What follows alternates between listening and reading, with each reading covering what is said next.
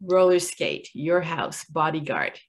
Can't Stand It for Spike Lee's Do the Right Thing. A Grammy Award for their Babylon the Bandit album.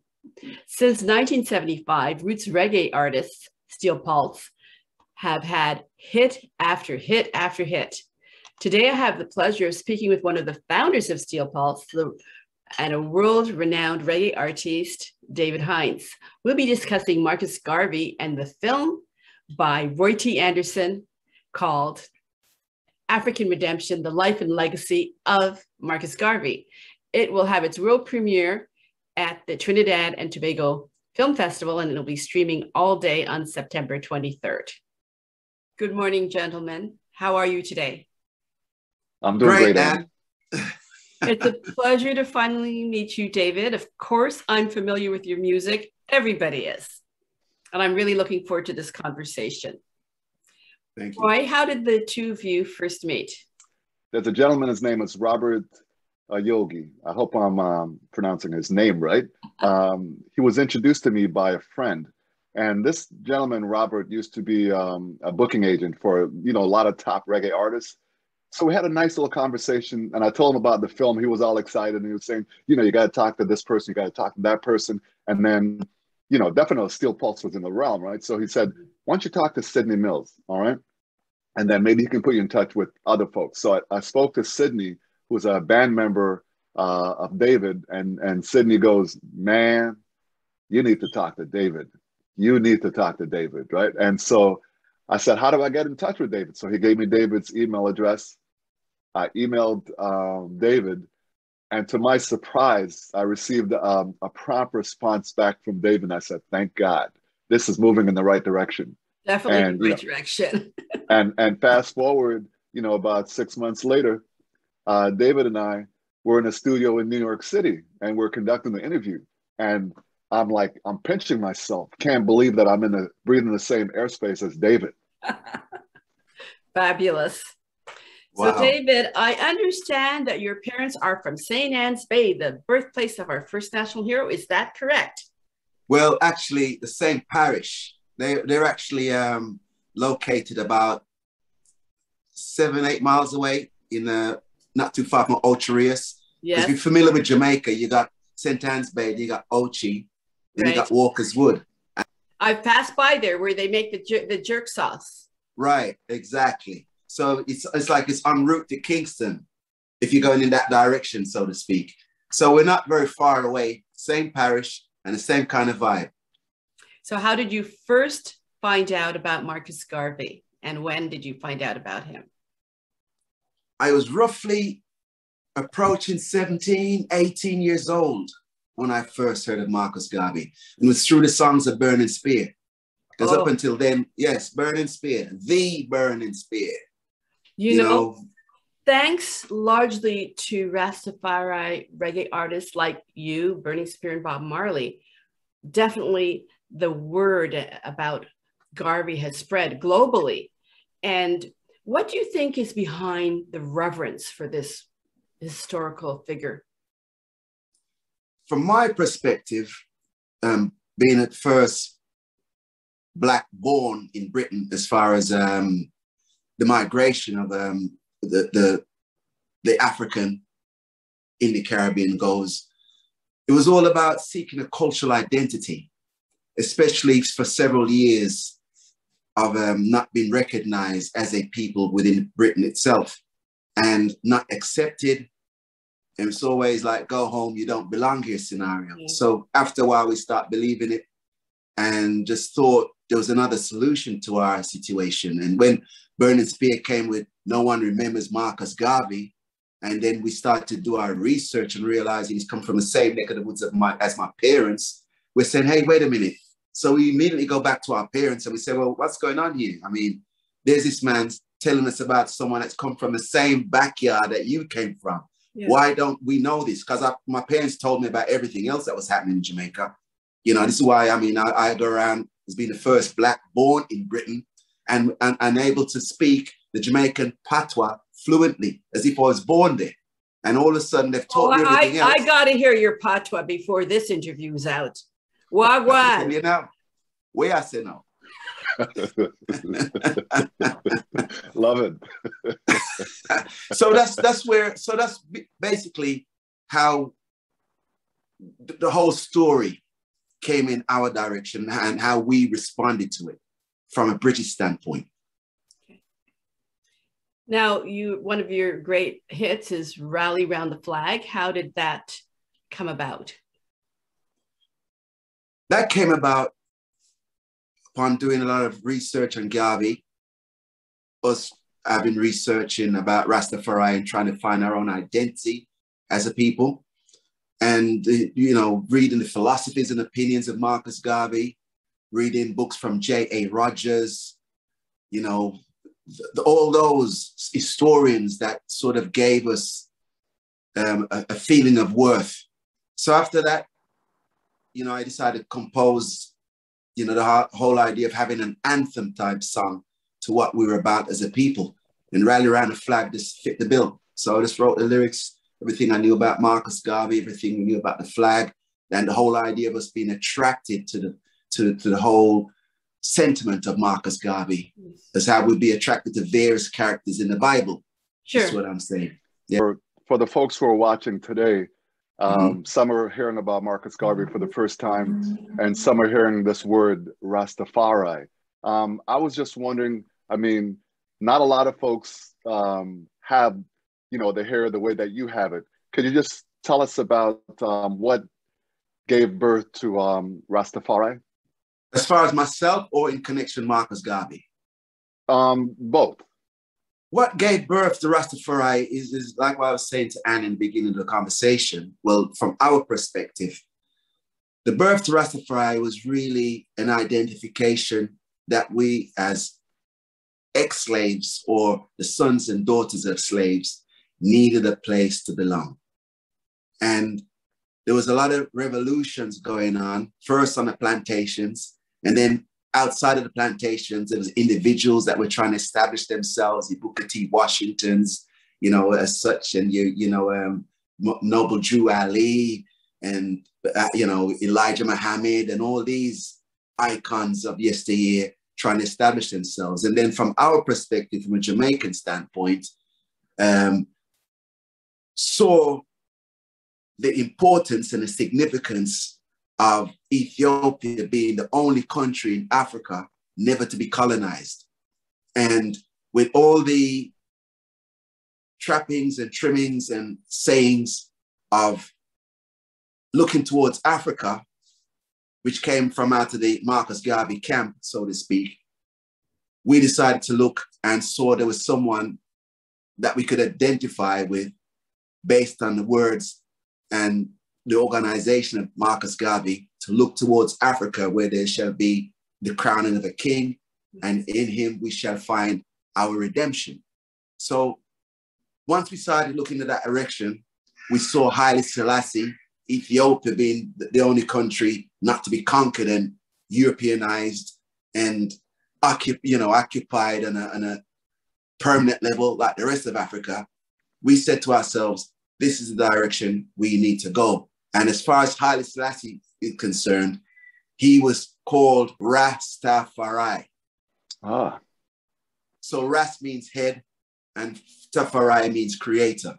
Because Rast is really a title that is given to all the Ethiopian diplomats and, those kind of people. Royalty, members of royalties, the family. And this, those kind of people. That's right, exactly. So that's how it was almost like trying to find that missing link. Sure. And that missing link was there where Jamaicans, realized that there was, being in Jamaica still didn't belong to them as a country. Let's face it. Yes. Bought over as slaves, and the previously owned by Indians, the Tanus and the Arawaks, and all of a sudden they're replaced by slaves, and we still didn't belong there. And we felt the same in Britain, that we still didn't feel like we belonged there. And the whole Marcus Garvey, Haile Selassie, Rastafari sentiment became our cry to, that mantle that we needed to carry around with us as a place of belonging somewhere. So this is where, you know, the whole Rastafari experience came into play and white came into play. Growing up in Canada, I can relate to this whole missing link and needing to feel a place of belonging 100%. I was born in Jamaica, but raised in Montreal. What about your personal connection to Rastafari? How did that come about? My personal connection, I would think, as well as the political side of things, there's also a spiritual side of Rastafari. You see what I'm saying? Because Rastafari established itself out of the ghettos of Kingston and sort of branched out according to where they could run to survive because of the bureaucracy and because of the system's way of beating them down. They ran to the hills, ran to various places, so there was a political side of it, but there was also a spiritual side of the whole thing. And it's about recognizing our potential spiritually, hence the terminology I and I. And it means the search within myself, is what I'm saying. So I started to go into the Bible much deeper and start to exchange all the biblical characters as for ones that we recognize as being Africans. So I went on to write other songs, so to speak, you know, like not King James versions that replace all the characters in the Bible that we always perceived as being white as Africans. Yeah. This is what I'm saying, judging by the place they came from geographically on the planet. They definitely would not have been white based on where they were from. Exactly. And, you know, when you read about the Chaldeans and the Babylonians, I knew that they had to have been people of color and of a darker hue as well, if you see what I'm saying. Because we've always been led to believe that, you know, Africa, there was no traveling amongst Africans. And where, you know, I've read it, you know, during my, you know, research of many, many decades, that there was a time when Africans came to Europe, and especially places like the United Kingdom, because there was coins and things and different types of artifacts that were found that were exemplary to and based on what was already there in Africa. And as we learn, we realize that there's many artists in the world of art itself, like Pablo Picasso's, you know, their style of art was Cubism, was based off a lot of African sculptures and artwork, if you see what I'm saying. So we started to connect the dots in that way. But the spiritual side of things, where I started to look into myself spiritually, and it's almost like cleaning up your act. So after this, yes, it was almost like that. And the spiritual side made us start to branch out in going about the health aspect of all things, like not eating particular types of food, so to speak, in conjunction, in relationship to what was going on in the Bible, especially in the Old Testament at the time. And this is why Rasta refrained from eating certain types of meat, certain types of, you know, like if it's pigs, pork and all that kind of stuff, you know, especially when you read in the New Testament where Jesus, you know, where the devil was casted into the minds of pigs, you know, there was a certain spirit and the pigs went over a particular cliff. Yeah. And so it's almost, so you sort of started relate certain things symbolically and literally in a sense. And that's how we grew. So there was the spiritual side of us that branched out into the health aspect and other dimensions, the working aspect, to be articulate, to be,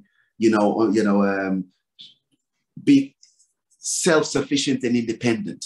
You see what I'm saying? So this is what Rastafari did for us as a people. So there's spiritual, economic, health, social, and political aspects. Right.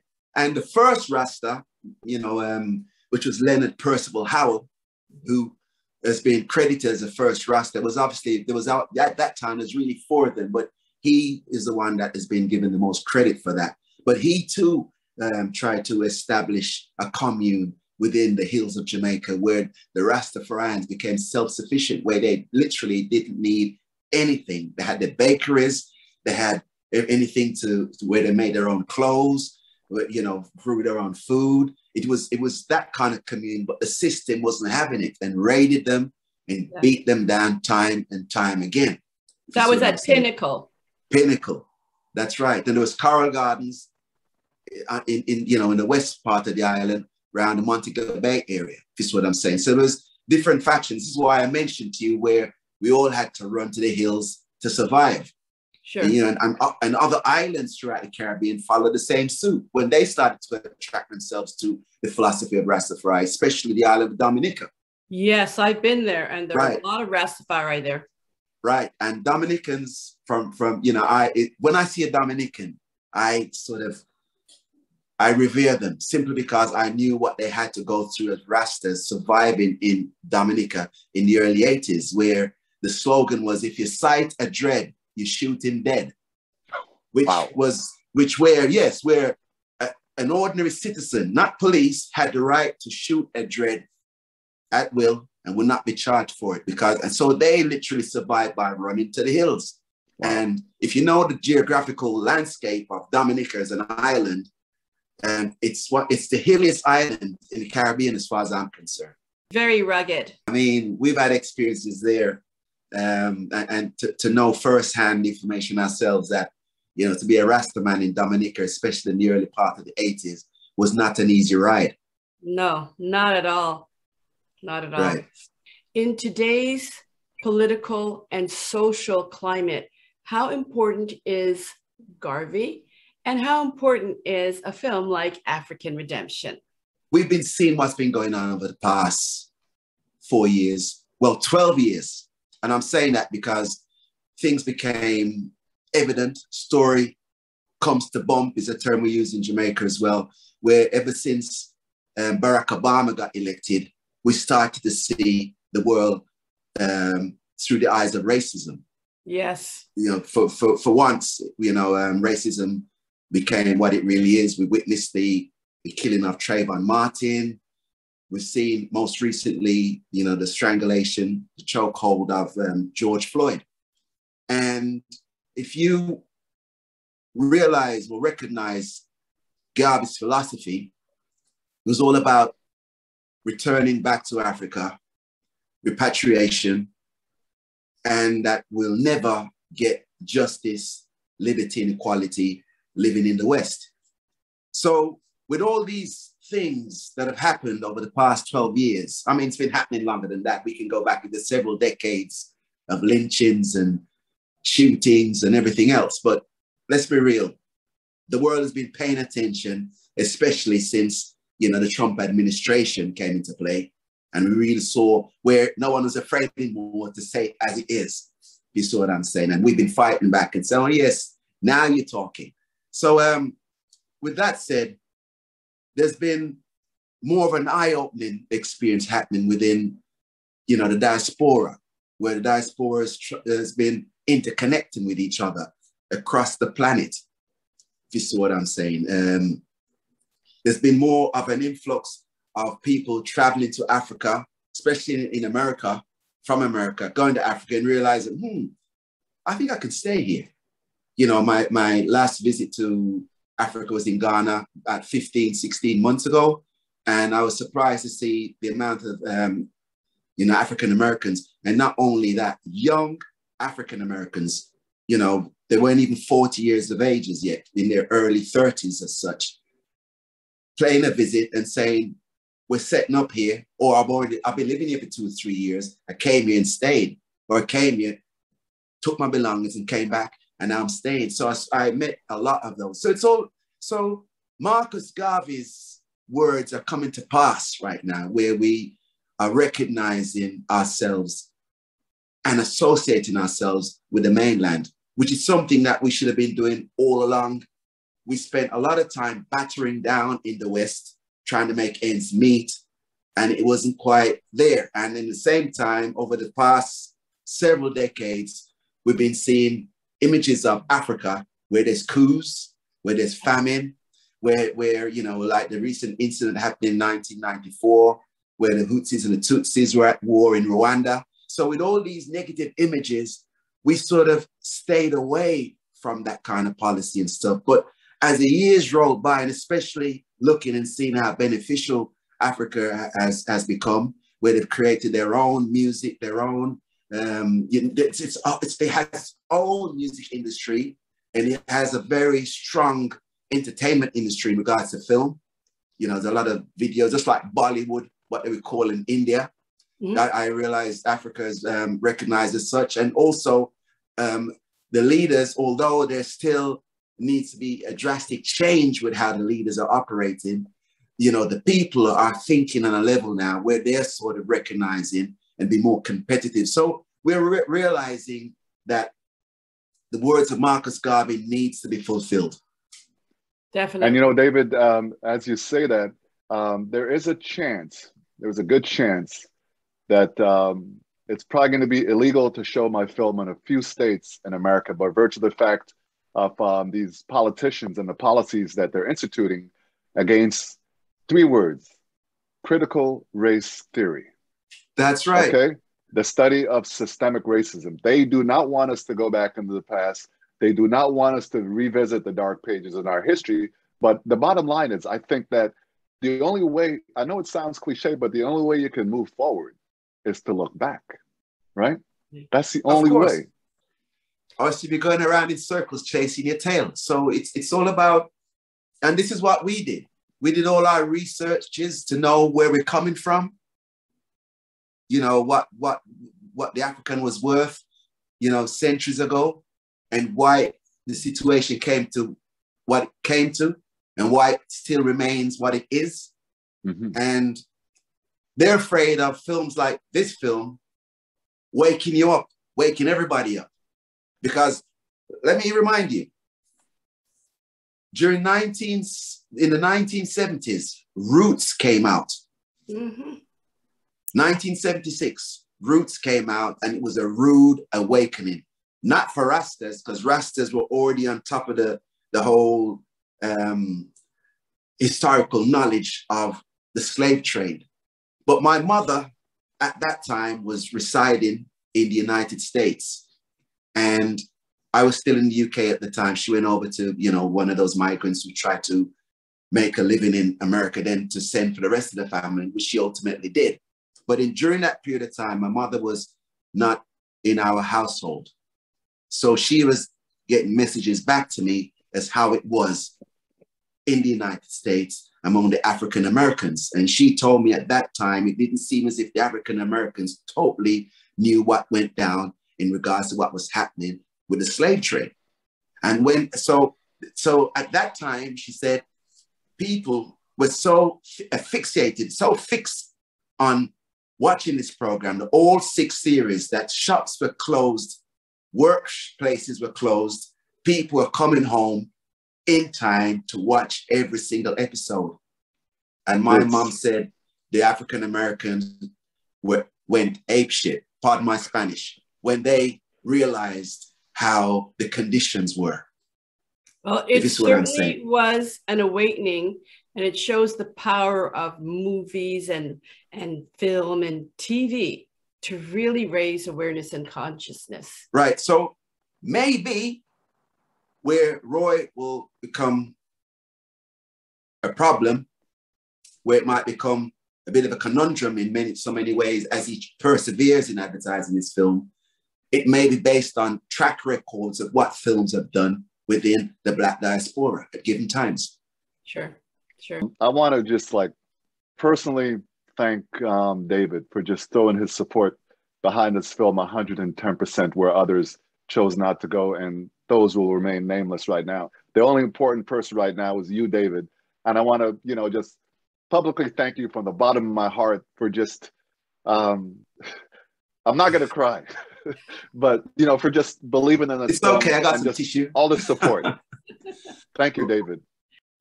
Roy, one more point there, and I've never told you this, Roy, but you are in my phone book, my iPad page, when it comes to you as a contact, I don't have you down as Roy Anderson. I've written your name, Marcus Garvey. So every time the phone rings or an email, Marcus Garvey pops up. Wow. Wow. That's an honor, my brother. That's an honor. Thank you. Thank you. Thank you. Well, thank you both very much for this insightful conversation. All right. Respect. You're welcome, man. You're welcome. All right. Thank you again, David. And thank you. We've been speaking with David Hinds, one of the founders of Steel Pulse, and Roy T. Anderson.